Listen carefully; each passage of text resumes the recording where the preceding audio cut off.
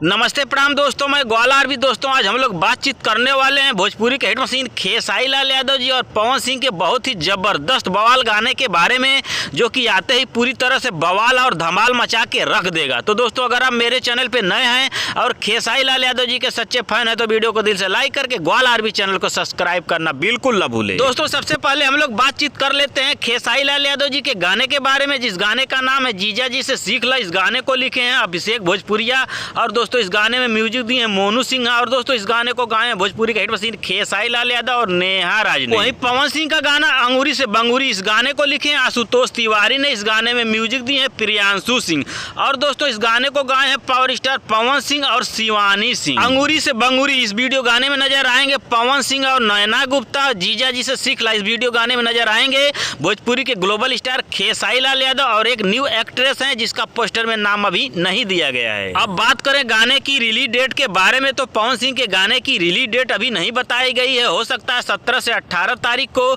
JP star picture के भोजपुरी के YouTube channel से इस गाने को रिलीज किया जाएगा। वहीं खेसारी लाल यादव जी के गाने को रिलीज किया जाएगा डेंजर म्यूजिक के यूट्यूब चैनल से 18 तारीख को 6:45 पर। हाँ तो दोस्तों, दोनों लोगों का बहुत ही बवाल गाना होने वाला। वहीं खेसारी लाल यादव जी का गाना कुछ डेंजर होने वाला है।